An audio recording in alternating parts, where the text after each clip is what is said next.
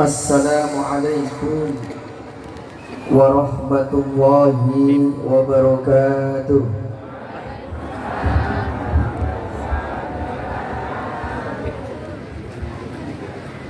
Ala kulli niyatin salihah wa ala ma nawabihi salafuna salihun ajarahumullah. Al-Fatihah. A'udzu billahi minasy syaithanir rajim. Bismillahirrahmanirrahim. Alhamdulillahi rabbil alamin arrahmanir rahim maliki yaumiddin. Iyyaka na'budu wa iyyaka nasta'in ihdinas siratal mustaqim siratal ladzina an'amta 'alaihim ghairil maghdubi 'alaihim waladdallin. Amin.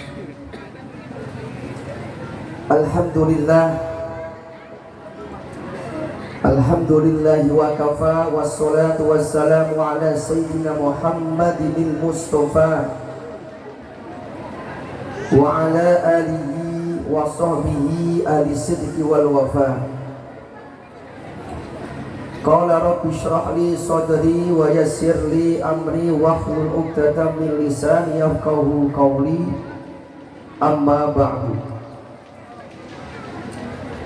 Hadratal muhtaramin, wonten ngersanipun para alim, para kiai, tokoh agama, tokoh masyarakat, imam masjid, imam mushola, wabil khusus jumateng penasehat atau pembina Nahdlatul Ulama Bapak Ustadz Muhayyarun, kepada segenap pengurus Nahdlatul Ulama Ranting Tirta Kencana, khususipun Bapak Ustadz Ahmad Wahyudi adalah pengurusipun ingkang tansah kula hormati, ketua muslimat dan semua pengurus dan banom-banom yang hadir pada kesempatan siang menjelang sore yang dirahmati oleh Allah Subhanahu wa taala. Boten ketinggalan jumateng para bapak, para ibu, hadirin wal hadirat, muslimin wal muslimat, muti'in wal muti'at yang kami banggakan dan kami cintai, juga kepada segenap grup hadirah Ahbabul Mustafa dari pondok pesantren Raudhatul Mujawidin yang kami banggakan dan kami cintai. Alhamdulillah.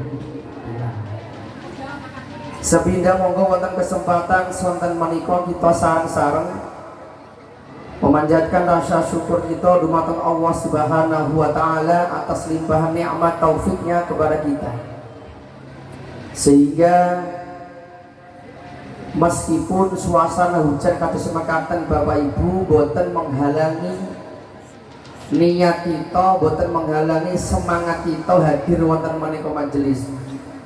Kula dongaken kabeh sing hadir calon swarga kabeh. Rezekine akeh kabeh. Ladhange tambah kabeh. Mobile tambah kabeh. Bane kiwa kabeh. Ora.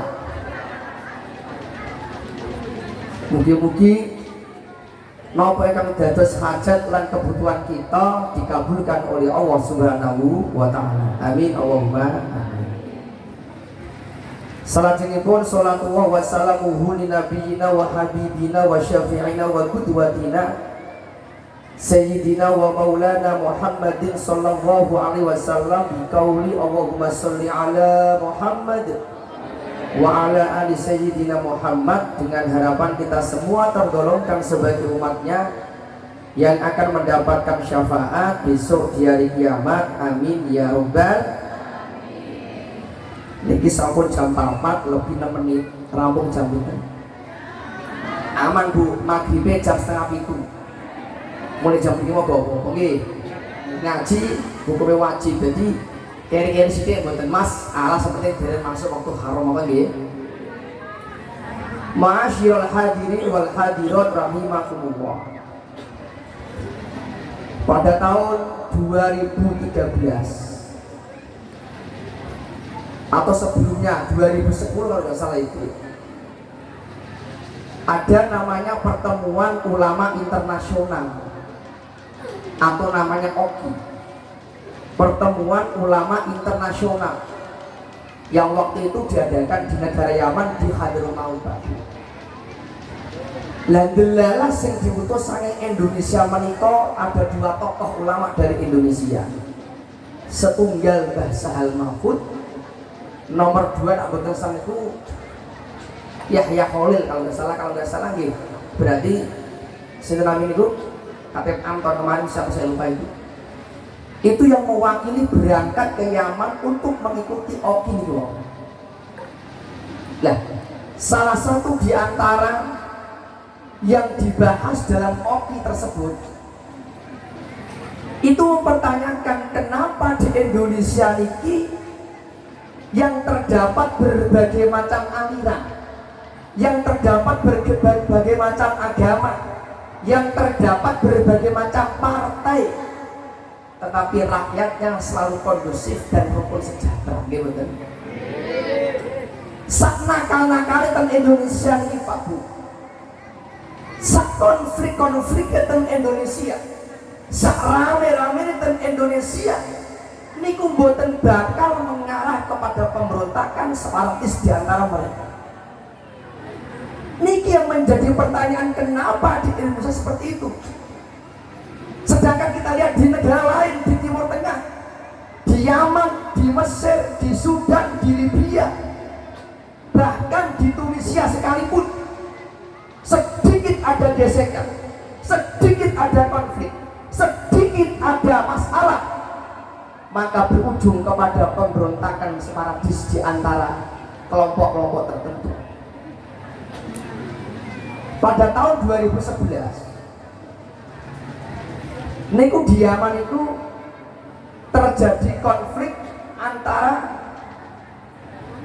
seorang yang berpaham Wahabi Salafi dari daerah Houthi atau daerah Soda, dipimpin oleh Imam Syekh Al-Muqbil Al-Yaman. Mereka berafiliasi dengan negara Arab Saudi. Dan delalakan Soda ini wonten juga kelompok Syiah yang didukung oleh negara Irak. Niku awal konflik di Yaman seperti itu. Karena orang-orang Wahabi punya pemahaman, siapapun pemimpin di negara Yaman ini, siapapun pemimpinnya, siapapun tokoh-tokohnya, siapapun pejabat-pejabatnya, tok fahamnya tidak sama dengan kita, wajib kita perangi Pak.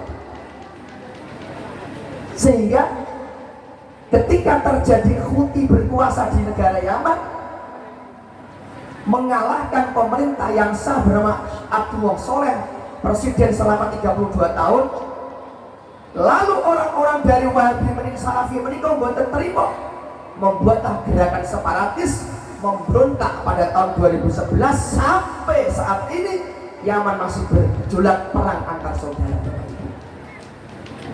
Nah, ketika menyampaikan sambutan, Mbah Sahal menyampaikan di Indonesia ini kenapa saged tentrem, kenapa saged damai, kenapa saged bahagia, kenapa konflik tidak sampai berkepanjangan? Karena di NU ada wadah bernama Nahdlatul Ulama. Ini nyata. Karena NU ini ada prinsip tawazun, tawasul, tasawuf. Setiap perbedaan apapun yang terjadi di tengah-tengah Nahdlatul Ulama menikah pasti diselesaikan dengan cara musyawarah. Pasti dicari solusi terbaiknya. Bukan main fisik, bukan main otot, dan bukan main pemikiran yang dapat merusak persatuan negara Republik Indonesia. Makanya setelah kejadian Oki tersebut Pak, niku tokoh di Yaman bernama Habib Umar bin Hafid yang dari Darul Mustafa niki mengadakan daurah ke Indonesia, mengadakan dakwah ke Indonesia. Bahkan dia menyampaikan kepada semua alumni Yaman, khususnya alumni Darul Mustafa, siapapun santriku, siapapun muridku, ketika pulang ke Indonesia kudu berdakwah di Nahdlatul Ulama. Masuk. Ini betul main-main bro. Saya 7 tahun di negara Arab. Saya paham konflik di sana. Kenapa begitu cepat terjadi permusuhan di sana? Gampang megang senjata, gampang membunuh orang lain.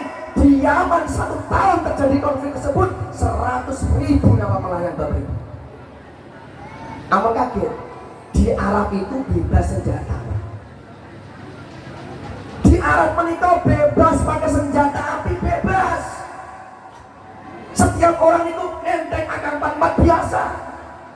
Karena di Arab itu pakai hukum raja, pakai hukum kisos. Siapapun membunuh orang lain tanpa ada kesalahannya atau dia punya saksi 4, dia salah membunuh orang lain, wajib dikisos. Sehingga karena hukum Islam berlaku di sana, negara Yaman membebaskan masyarakatnya nenteng senjata api dimanapun tempat dia berada. Makanya ketika terjadi konflik, terjadi permusuhan, terjadi gap di antara partai dan aliran di sana, langsung main bunuh membunuh. Itu di negara Arab.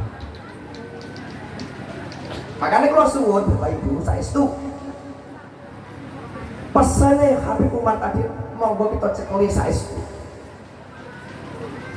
Silahkan Anda masuk ke partai apapun, silahkan Anda punya pemahaman apapun, tetapi dalam urusan keagamaan, dalam urusan ideologi, dalam urusan syariat, ojo lepas dari yang namanya ideologi Nahdlatul Ulama. Ini sampun sesuai dengan 4 madhab, sampun sesuai dengan aturan para ulama-ulama kita, sampun sesuai dengan akidah kita para Islam yang Ahlussunnah wal Jamaah.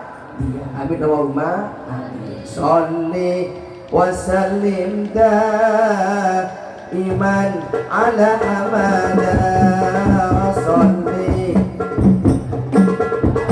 daiman ala amana wal ali ashabi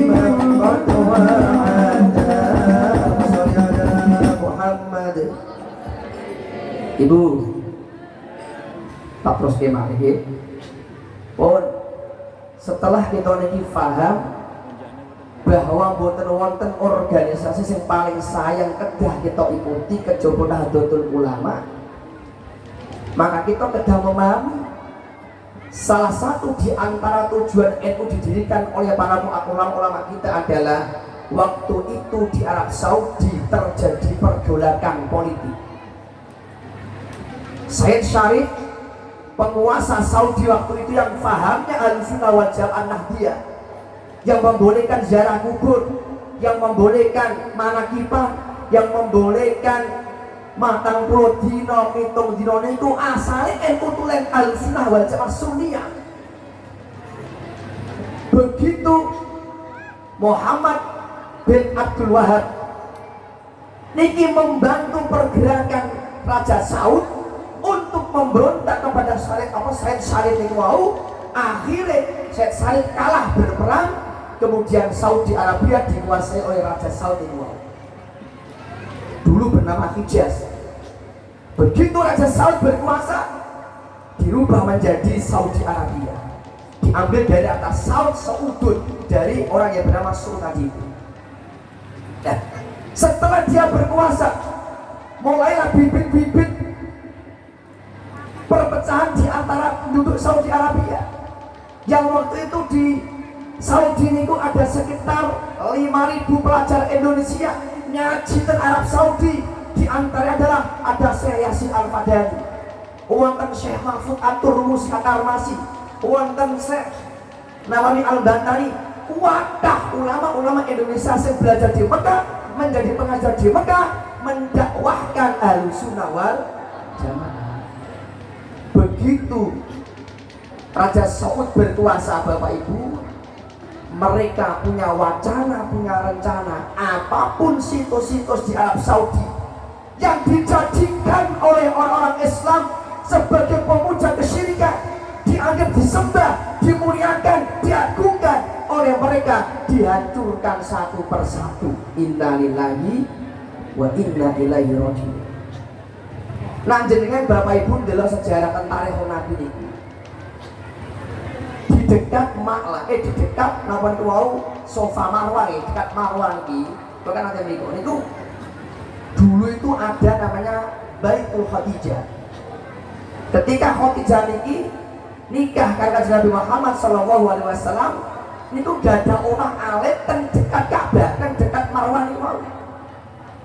Awalnya dilestarikan, dibuat ziarah oleh umat Islam, dikunjungi, diziarahi, diagungkan, dimuliakan. Begitu Raja Saud berkuasa, satu persatu peninggalan Kanjeng Nabi dirobohkan, dihancurkan. Kalau tahun 2014 itu umroh, Pak. Takut. Di mana situs rumah Khadijah sama Nabi Muhammad yang ada di sini? Apa jawaban mereka? Ditutup pakai cor, dihilangkan dari peta dunia. Saat ini kita buatan sakit ningali malih teng Saudi niki berbagai macam situs Islam yang kudu kita lestarikan, dihancurkan, dihilangkan oleh mereka. Niki ulah-ulah wong Wahabi Saudi. Jelas ya? Jelas ya? Lah pripun Bapak Ibu yang kerja kita lakoni? Ya, yang kerja kita laksanakan, yang kerja kita pertahankan. Maka kita diperintahkan Hasyim Asy'ari setelah terjadi konflik di Saudi menikah, bahasa utus dari Komite Hijaz. Salah satunya adalah utus Wahab Hasbuah untuk dialog dengan Raja Saud agar situs-situs khususnya makam Kanjeng Nabi Muhammad boten dihancurkan oleh pemerintah Saudi. Saat ini makam Kanjeng Nabi tetap dipertahankan. Jasane wong betul. Nanti boten Mbah Wahab Hasbuah diutus ke Saudi melobi pemerintah Saudi agar jangan semua situs Islam dihancurkan, khususnya makam Nabi Muhammad sallallahu alaihi wasallam. Makanya Bu, nak yang mriki kepingin mempertahankan ideologi Nahdlatul Ulama, mempertahankan amaliyah Aswajah Nahdiyah. Salah satunya adalah donga sing akeh, muga-muga dijabah Gusti Allah saged berangkat ten Mekah Madinah, umroh ten Mekah, ziarah ten makam Kanjeng Nabi Muhammad sallallahu alaihi wasallam. Mekah Madinah. Tahu mriko? Pengen mriko mboten? Pengen tak parai jajahipun. Pak Bu, nah jenengan kepengen cepat-cepat mangkat ten kota Mekah Madinah. Kalau nanti angsal donga ampuh saya dulu bro. Nah gak wong ini gak tak duwe donga menika. Donga menika diwaca ping 3 pas waktu bar maca doa kulun. Napa dongane? Allahumma balighna ziyaratal Mustafa wa hajjal. Apa itu? Allahumma balighna, ya Allah sampaikanlah kami ziaratul Mustafa, berziarah ke makam Rasulullah al-Mustafa yang terpilih, wa hajjal bait, dan haji ke Baitullah yang ada di kota Mekah Madinah. Alhamdulillah. Niki donga Bu diwaca ping 3 sakbadane doa kulun bareng astaghfiruka wa atubu ilaihi. Allahumma balighna ziyarul Mustafa wa hajjal bait. Allahumma balighna ziyaratal Mustafa wa hajjal bait. Allahumma balighna ziyaratal Mustafa wa hajjal bait. Salatullah salamullah ala Taha Rasulillah. Salat salamullah ala yasin habibillah wasallallahu Muhammad. Iku diantara doa sing ampuh. Wonten malih ijazah sing saged kita lampahi. Sing sapa gelem nglakoni donga menika jare para ulama niki sebelum dia meninggal dunia akan ditakdirkan oleh Allah saged suwanten kota Mekah Madinah. Amin Allahumma. Napa Pak Bu? Niki carane setunggal nak wonten tiyang mriki kok kepengin ndang mangkaten mriku setunggal maca Fatihah ping 3. Nggih. Maca Fatihah ping 3. Bar niku maos Kul huwallahu ahad ping 3. Bar niku Pak cepake surat Tanah 3 lembar. Duwe apa? Blas. Blas. Nak surat Tanah gak duwe gak ada masalah. Doa tadi dibaca Allahumma balighna ziyaratal Mustafa wa hajar. Kalau bukti piyambak 2014 kita ceritanya asli kalau ngalami piyambak. Iku pemerintah Saudi sedang berkonflik dengan pemerintah Yaman. Karena Saudi fahamnya Wahabi, Yaman fahamnya Sunni. Sehingga pemerintah Saudi punya kebijakan orang-orang di Yaman yang fahamnya Sunni tidak boleh lagi datang ke Saudi untuk umroh dan haji di sana. Waktu menikah kita ini ada 7 orang Pak daftar umroh melalui travel dari Yaman, dari Indonesia dikirimkan ke negara Yaman. Semua teman-teman yang ikut umroh gagal, visa tidak dikeluarkan, paspornya ditaruh oleh pemerintah di sana. Tapi kita 7 orang tadi punya ijazah, jadi kita amalkan setiap sholat Allahumma balighna ziyaratal Mustafa wa hajar. Kita waos ping 3 badal maktubah atau badal menurut itu waos. Pun bismillah, paspor kita berikan, kita kirimkan ke Indonesia, nunggu visa pun 1 bulan kemudian visa dikeluarkan. Padahal ratusan orang ditolak pemerintah Saudi, kita diberangkatkan ke sana. Tapi kan pikir iki dolane janjane opo? Jebul jimat iku wong bapak iki. Pun bar niku kula nanggeng malih. Kula waos malih saking Saudi kula bali ke Indonesia. 2 tahun kemudian tahun 2017 kula daftar haji sekeluarga Bapak Ibu. Bukti nek donga menika mung ibadah. Kok ana wong mantep dongane para ulama, ijazahnya para ulama dilakoni saestu. Nak sampai gak mandi kita sing mboten man. Nggih mboten. Kita butuh ada pegangan Pak, aja ngomong lah ya mutu wala. So gak mutu ngentekno donga ya ora duwe. Wong NU niki apa-apa pakai donga, nggih mboten. Kulo riyen Pak, kita cita-citake to. Kulo kan gak ada kitab niku suwai banget judulipun Mafatihul Rizq. Niku kitab niku mengupas tuntas 20 kunci. Nak kapan wong tintaken jangan mriki pengen rezekine melimpah, halal barokah, kados udan sawanane Bapak. Lancar rezeki kita sedaya. Dulu pernah saya terangkan 4, betul? Tak terangkan 4 kunci. Setunggalipun adalah kon akeh maca doa bismillah masya Allah la quwata illa billah diwaca ping 30. Nomor kalipun ojo eman-eman ngetoke bondo dono kita kanggo ngragati anak kita belajar ilmu syariat. Ayung fika malahu fi qalabati ilmi syar'i. Wong sing gelem ngetoke duite kanggo ngragati anak kita sing belajar ilmu syariat niku hakikatnya membuka keran-keran rezeki. Masuk. Nomor 3. Nggih. Nomor 3 apa Bapak Ibu? Kon memperbanyak nyambung tali silaturahmi. Saestu niki. Dadi kita enu iku kudu akeh-akeh nyambung silaturahim. Contoh apa pengajian iki saipun iki. Kita ajang ketemu karo kanca-kanca, kalane kok kabare pripun.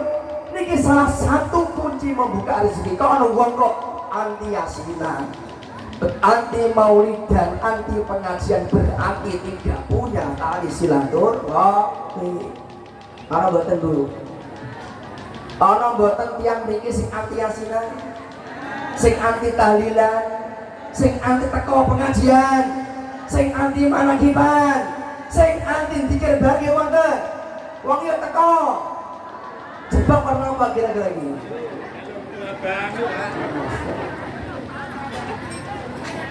Bu, ponto, saya sampai lakon ini diterus-terusnya mawon.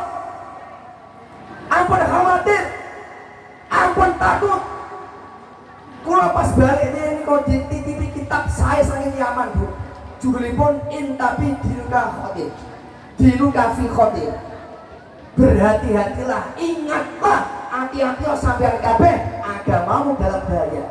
Di kitab itu Bu dikupas tuntas 100 amaliyah Nahdlatul Ulama, dari mulai Yasinat, Ziarah kubur, manakiban, maulidan, 40 hari, pitung kabeh ditumpas, dikupas, dibahas, dan kabeh rujukannya sahih, hadisnya juga sahih. Kok ana wong mengharamkan ziarah kubur, membid'ahkan maulid Nabi, membid'ahkan tahlilan, jawab kok tegas, kembali.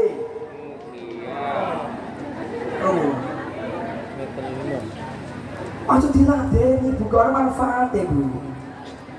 Apa bahasa kurang ngalim? Nggih. Apa bahwa kurang ngalim? Apa Syekh Zakaria kurang ngalim? Kuwabe niku ngalim. Ada sebuah cerita nyata riyen di zaman Syekh Zakaria Al-Ansori Bapak Ibu. Sing gara kitab Asnal Matolib, Syara'i Minhaj. Nggih, Syara'i Manhaj nggih. Minhaj itu diringkas dari Al-Manhaj, dihasyai oleh Syekh Zakaria Al-Ansori namanya pun ngomong Asnal Matolib. Niku awalnya dia punya pendapat dalam kitabnya, pokoknya apapun yang dilakoni wong NU, wong Sunni, dari mulai kirim doa Yasin ataupun tahlil ataupun qiraatul Quran kabeh gak nyampe kepada ahli kubur kita semuanya. Dawe Syekh Zakaria Al-Ansori. Begitu Syekh Zakaria tidur di dalam kamaripun, Pak, niku bermimpi ditemukan 2 orang ulama. Yang satu niki makamnya itu bentar padang kiriman kuada, ono sempol pite, ono sate kambing, rancar kirimanipun. Ulama satu lagi niki, Pak, jangankan dikirimi, jangankan padang kubure, jangan ada sate, peteng kuburane, semua keluarganya boten sing tilik, kirim pun tidak ada. Masya Allah. Begitu takut, datanglah kepada orang yang pertama. Loh, Pak, sampean kok iso kubure padang iki piye? Padangnya juga orang ngalim. Kenapa sampean kok padang kubure kayak malah peteng kuburane? Apa kata beliau? Iki sebab berkait dungane anak turun kupayai. Setiap malam Jumat anakku kirim Yasin, setiap Kamis sore anakku kirim Fatihah, kirim tahlil. Iki hasilnya sampel moro dhewe, ayam moro dhewe, sate kambing moro dhewe, berkait dongane anak-anakku. Jelas. Bariku takok orang kedua, ya Syekh, madza fa'ala fid dunya, apa sing nglakoni ning donya? Kenapa Anda di kuburmu peteng, sampel pun tidak ada, sate pun tidak ada, sampai kamar iki apa? Cerita, aku selama ning donya kuwi tidak pernah membolehkan wong kirim doa kepada saya. Ketika aku meninggal dunia, anakku tidak ada satupun yang membaca doa untuk saya. Tidak ada yang kirim doa buat saya ataupun Yasin, tidak ada sama sekali. Dan inilah yang saya dapatkan dari amal saya tadi. Masya Allah, Bu. Begitu mendengar cerita tersebut, Bu, terbangunlah Syekh Zakaria Al-Ansori dari tidurnya tadi, terbangun dari mimpinya. Begitu dia bangun, semua pendapat dia, kalau beliau yang dituangkan di kitab-kitab beliau dicabut kembali, tidak jadi membid'ahkan wong sing ahli maca doa untuk yang sudah meninggal dunia. Berarti bagaimana kesimpulannya? Syekh Zakaria Al-Ansori sangat mendukung, sangat merespon, bahkan membenarkan perilaku kita sing kirim doa kepada orang yang sudah meninggal dunia. Jelas? Nah, wonten batahan. Bukankah pitung dina, 40 dina, 100 dina menika amali wong Hindu? Nanti mereka membantah, kok ana wong Islam kok maca tahlil pitung dina, maca Yasin 40 dina, 100 dina bahkan nyewu niku tasyabuh bi amali Hindu. Menyerupai lakoni wong Hindu. Ternyata niki kabar palsu. Kenapa? Ada teman di India, belajar di India selama 15 tahun di India. Selama 15 tahun di India, beliau meneliti orang-orang Hindu di India menika satu pun boten wonten sing nglakoni amal kados menika boten wonten. Jadi isu sing mengatakan bahwa wong Islam niki wong NU menika kok 40 dina dilakoni, 7 dina dilakoni niku niru wong Hindu niku ngapusi. Jelas. Bahkan ten Bali mawon sing diterangkan sing ceritane akeh wong Hindune. 85% wong Hindu niku wau ceritane mboten wonten satu pun sing melaksanakan kegiatan 3 dina, 7 dina, 40 dina. Berarti apa kesimpulannya? Kesimpulannya adalah isu-isu yang mengatakan bahwa ritual kita ana 40 dina, 7 dina kuwabeh niru wong Yahudi niku omong kosong. Tujuannya satu jelas, untuk membelawurkan pemahaman kita tentang amalia Nahdlatul Ulama. Setuju nggih? Ini penting Bapak Ibu. Nomor kali. Nah, pengen jaga malih teng ngene NU kita niki pripun ben ini semarak maju pripun Pak. Jadi pengurus NU niku Pak kudu siap rekoso lahir batin. Pak Muklis, kula riyen niku Pak, awal mengembangkan NU di 10 Pak. Kula lahir batin Pak. 2.500 koin NU toples nih mau tak sebarke perwa dhewean Pak. Setiap hari keliling RT mriki berapa orang? 50, tak dugi 50 toples. Selama 1 bulan saya keliling ke kampung-kampung, warga tak parani kuwabe, surat tak kasihkan, tujuan kita tak terangkan semuanya. Sekarang di Unismul sudah ada sekitar 3.000 toples koin NU. Awal kita gelurakan penjene warga niku dapat 35 juta. Selama 2 bulan jalan 35 juta. Bulan ketiga dapat 30 juta. Bulan keempat masih 30 juta. Begitu masuk bulan ke-7 tinggal 25 juta. Saat ini tinggal 18 juta. Uang tetap ono bosen. Makanya Pak Mulis, ketika sudah punya saldo niku tak kandhani ojo rasa mikir mobil setor aku Pak. Pikirnya sing penting di sini apa aset yang penting Pak. Nah, wonten ladang-ladang semua dituku mawon. Hasil sawitnya kita kembangkan lagi untuk nguripi NU. Sebab sak nyaman-nyamane manungsa menika wau pasak ikhlas manungsa. Nak tarian ben bulat tetep bol. Wong NU terkenal kok NU nariki urunan. Pengajian jalur urunan, pengajian desa urunan, BKMT urunan, nggih mboten? Tanggal 1 Suro urunan, tercepat wabeh urunan. Sampai kapan koin bertahan? Kalau mboten yakin koin ini mboten mungkin bertahan sampai 5 tahun, paling setahun pun maksimal Pak. Artinya apa? Kudu kita siapkan aset untuk NU. Ojo nanti koin berhenti kita ngawang njowo Pak. Tukoke ladang sing paling apik. Nggih. Kula sampe ada 3 mobil. Nggih. Rencana kami ketika sudah selesai semua urusan mobil iki wau, ajeng nyelengi tak tumbas ladang kokoro hektar, sawit siap produksi panen, nanti hasilnya akan nguri Nahdlatul Ulama. Yakinlah Bapak Ibu, wong sing gelem ngetokno duite kanggo NU, berjuang untuk NU, orang bakal kiri sampai jauh kiamat. Nanti betul. Nah jenengan terus ragu lah, kok urban tuh aku mangan apa? NU mulai yang mutu ala suaraku tuh menteke. Bu, sing damel logo NU itu namanya pun Kiai Haji Ridwan Abdul dari Semarang.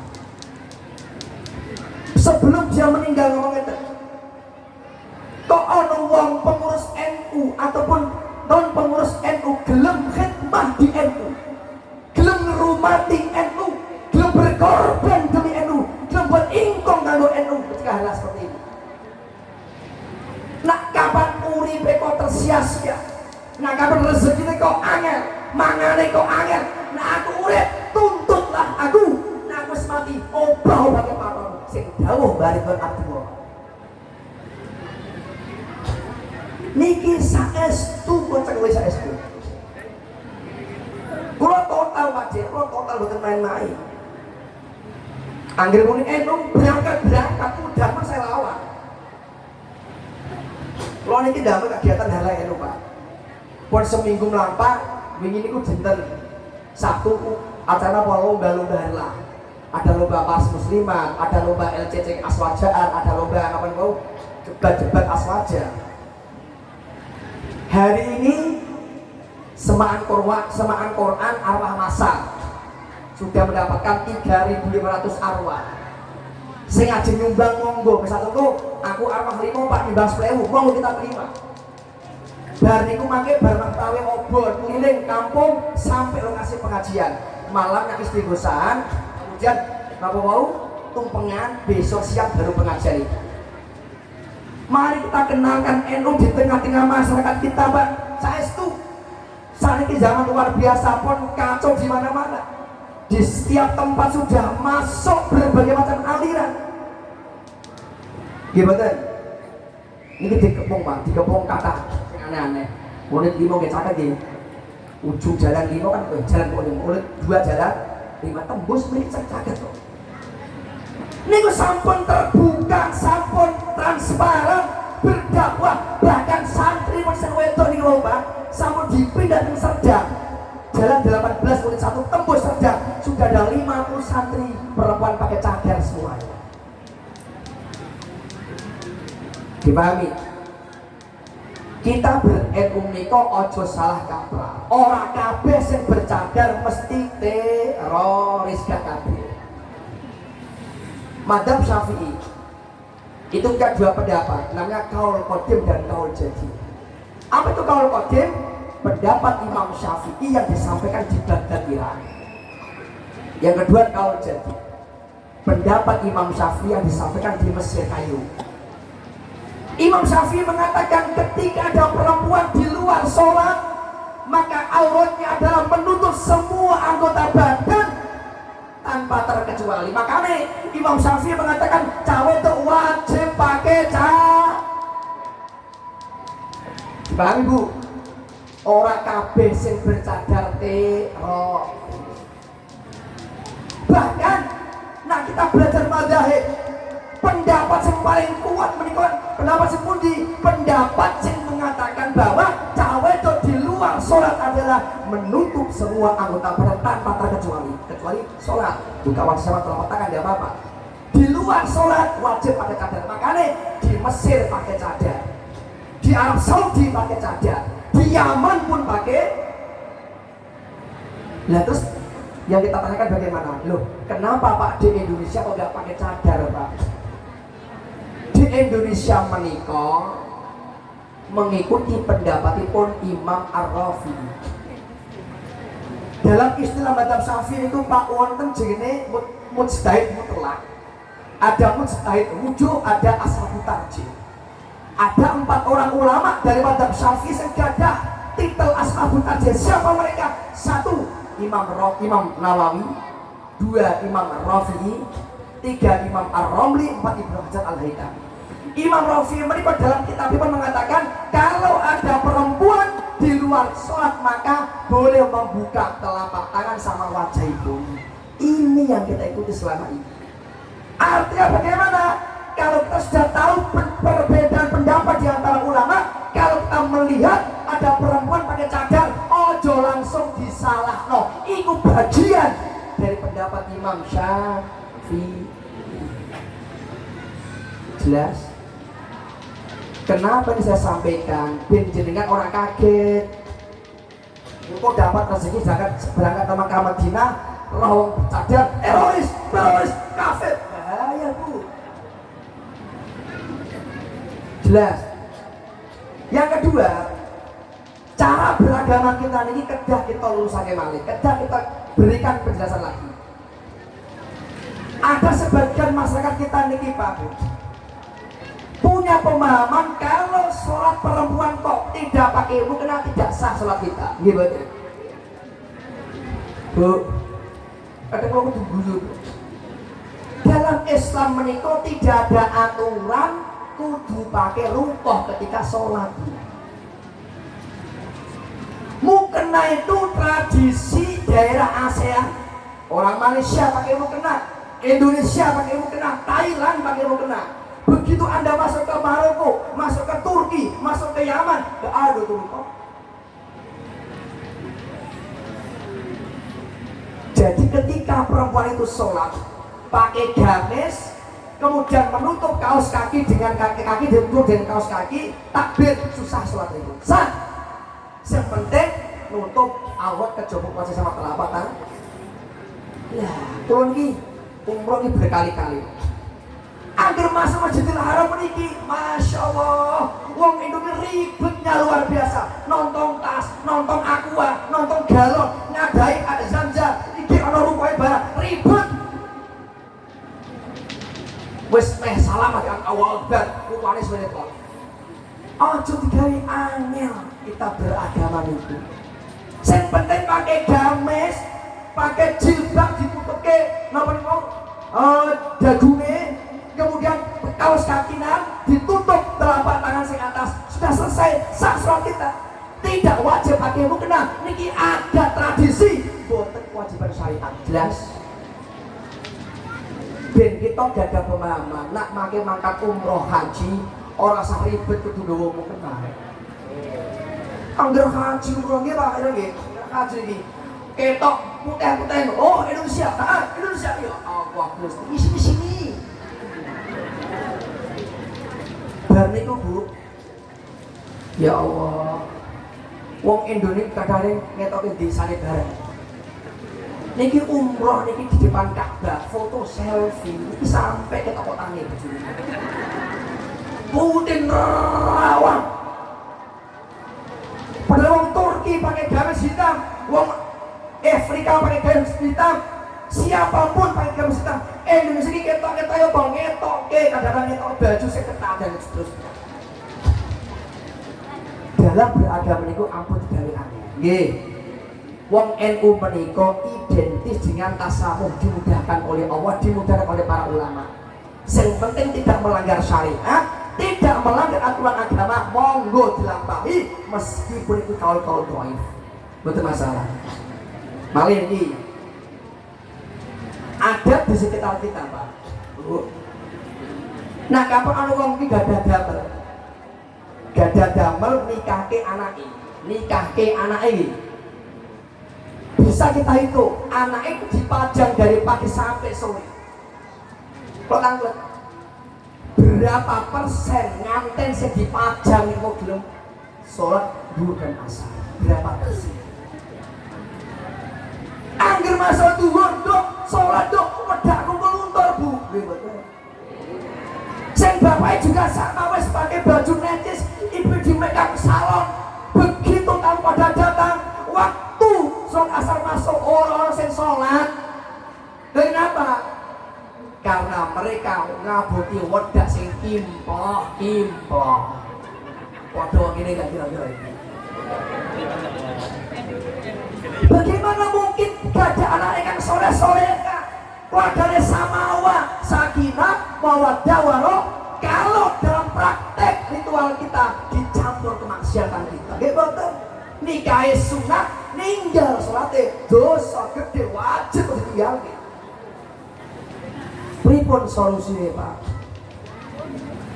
Di kitab Tarsyikhul Mustafidi dan kitab bernama Burjatul Mustarsyidin. Ada pendapat ulama Yaman, Imam Abu Mahrumah mengatakan kalau ada orang kok dalam kondisi acara padat, waktunya tersita buat acara, contoh ngedep nganten, contoh among tamu, maka boleh dijamak takhir sholatnya. Jelas? Dilakoni sekali-kali waktu lho Pak. Gak apa-apa, duhur, tamu sepi, sholat dulu jamak takhir gak apa-apa. Kalau tidak bisa siang duhurnya, takhir gak apa-apa. Yang penting ojo nganti cuma gara-gara wedak eman-eman dihapus, sholatnya mau tinggal ke innalillahi. Padahal Bu, terakhir yang tadi di zaman Nabi Musa alaihissalam, ada seorang perempuan dari Bani Israel datang kepada beliau menyampaikan keluh kesahnya. Nabi Musa, ada apa wahai perempuan Bani Israel? Kalau badhe matur, nggih. Beberapa bulan yang lalu Nabi Musa kula niki melakukan 3 dosa besar sekaligus. Napa niku? Mbak, setunggal kula zina karo wong lanang liya, bojoku gak ngerti. Kula selingkuh, memadu kasih. Begitu saya selingkuh, kula hamil di luar nikah. Dosa mboten, Bu? Selingkuh itu dosa, hamil itu dosa, 2 dosa. Yang ketiga, begitu anakku lahir, kula isin, kula malu, anakku tak pateni, tak buat ning kerdus, tak skin ning banyu, mati anakku. 3 dosa besar. Zina, matang di luar nikah, sama membunuh anak sendiri. Terus pripun masuk Mbak? Apakah mungkin Allah ngampuni dosa? Begitu mendengar kabar tadi, Nabi Musa menikmati wabah, marah, emosi, lu kurang ajar, goblok, kurang ajar, seterusnya. Diusir dari rumah tadi. Niki ada di kitab Al-Kabair. Begitu dia pergi dari rumah tersebut, datang Jibril alaihissalam. Jibril waktu itu bisa dilihat dengan pandangan mata manusia biasa. Datang nemui Musa, negur Nabi Musa. Nabi Musa, nggih. Sahabat piye to? Pripun Jibril? Sampean salah memberikan fatwa. Lu salah pripun? Dia berzina. Dia membunuh anak sendiri. Dia hamil di luar nikah. Wajar dong saya katakan dia enggak diterima kepada oleh Allah Ta'ala. Tidak. Inna wa ghafurun. Dosa apa wae iki diampuni Gusti Allah selama dia mati tidak dalam keadaan syirik dan seterusnya. Sampaikan kepada itu perempuan, dosa diampuni dari Allah Subhanahu wa Ta'ala. Dan kau harus tahu, ada dosa yang paling besar selain zina tadi itu, selain membunuh anak kandung sendiri. Sing dosane tidak akan diampuni oleh Allah Ta'ala. Apa itu Nabi Musa? Apa itu Jibril? Tarkus sholati andan muta'ammidah. Ninggalno sholat sengaja dan tidak menyesal sama sekali. Niki dosane Bu, ngalah wong sing zina. Saniki gara-gara ngutip lali sholat iki ana apa ora? Nggih. Wong iki teko. Ngutip lali sholat 12. Nyokai bablas ngasari. Arisan bablas maghribe ana apa ora? Wong iki teko kabeh. NU kudu menjaga betul sholatnya.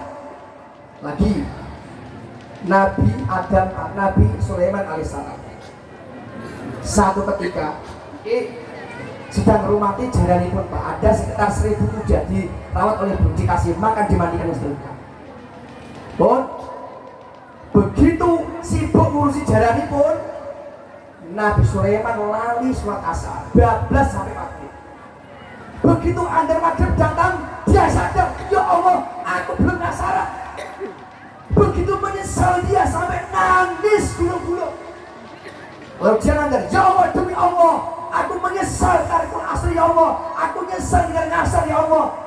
Akhirnya berikut Mbak, demi membuktikan penyesalan itu, beliau perintahkan tentara pun nyembelih 1000 ekor kuda disedekahkan kepada fakir miskin sebagai tebusan dia meninggalkan sholat meskipun tidak sengaja. Ibu, satu kuda seharga 1 miliar.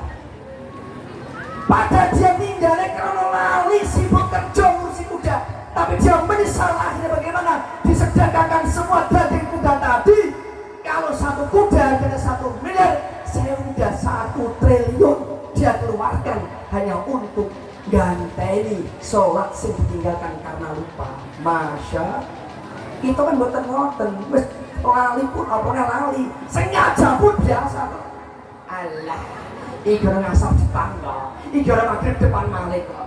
Kita nggak sadar mungkin baik kok begitu mati dicabut malaikat. Nah cabut malaikat dalam kondisi ninggal sholat dicabut malaikat yang jeruk kubur. Innalillahi wa inna ilaihi raji'un. Bon sama sonten jam 5 menit jam sonten begitu sareng tutup dengan wawasan Buddha sepindah. Mudah-mudahan Allah Ta'ala memberikan kita keberkahan. Semua yang kita hajatkan dikabulkan oleh Allah Ta'ala, dan semua santri dijadikan oleh Allah ilmunya manfaat barokah dunia akhirat dan cepat untuk judul. Bapak-bapak ibu semuanya yang hadir ini dilipat gandakan rezekinya oleh Allah Ta'ala. Mobil anyar kaki sempatnya Pak Bujo aja anyar ibu. Nah sampai bapak kok ono indikasi rabi mana bu, gampang caranya bu. Pas esok-esok damang wedang gulone campur ringso mawon. Kalau cendok begini sekalian. Amin Allahumma. Maula ya sholli wa sallim daiman abadan ala habibika khairil khalqi kullihim huwal habibul ladzi syafa'atuh min kulli awlim minal awali mubtahimi ya Rabb balli maqasidana waghfir lana ma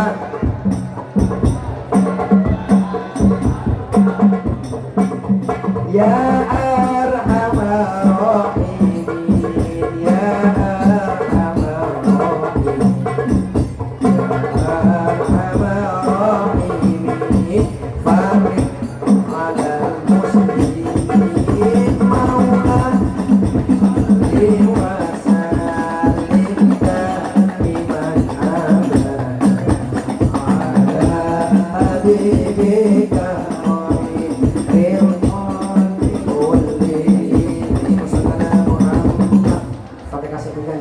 kalimat iya karena aku dua iya karena stain kita ulang-ulang ping 7 tanpa nafas ye. Semua hajat kita, kerentek kita, hati kita niki monggo disampaikan kepada Allah Ta'ala, minta rezeki yang melimpah, anak yang soleh-soleha dan umur panjang dan istiqomah. Amin Allahumma. Allahumma hasil maqasidana ya Allah, hasil maqasidana, hasil maqasidana hajat di dunia wa hajat di akhirah wa nafsu khususan hajat alladziina hajaru fi شلوم الفاتحة. أعوذ بالله من الشيطان الرجيم. بسم الله الرحمن الرحيم. الحمد لله رب العالمين الرحمن الرحيم مالك يوم الدين. إياك نعبد وإياك نستعين. إياك نعبد وإياك نستعين. إياك نعبد وإياك نستعين. إياك نعبد وإياك نستعين. إياك نعبد وإياك نستعين. إياك نعبد وإياك نستعين. إياك نعبد وإياك نستعين. اهدنا الصراط المستقيم صراط الذين أنعمت عليهم غير المغضوب عليهم ولا الضالين. آمين يا الله. أعوذ بالله من الشيطان الرجيم. بسم الله الرحمن الرحيم. الحمد لله رب العالمين حمدا شاكرا يا ربنا الحمد لله بجل وجهك وعظيم سلطانك. اللهم صل وسلم وبارك على سيدنا محمد وعلى آل سيدنا محمد وتقبل منا صلاتنا وصيامنا ودعاءنا وجميع سلواتنا عليك الرحمن. اللهم اعنا على ذكرك وشكرك وحسن عبادتك. اللهم اعنا على ذكرك وشكرك وحسن عبادتك. اللهم اعنا على ذكرك وشكرك وحسن عبادتك. ربنا تقبل منا انك انت السميع العليم وتب علينا يا مولانا انك انت التواب الرحيم. ربنا آتنا في الدنيا حسنة وفي الآخرة والحمد لله رب العالمين. بسم الفاتحة. Demikian yang dapat kami sampaikan sepasang uncang kasal, muka-muka manfaat. Kurang lebih mohon maaf. Wassalamualaikum warahmatullahi wabarakatuh.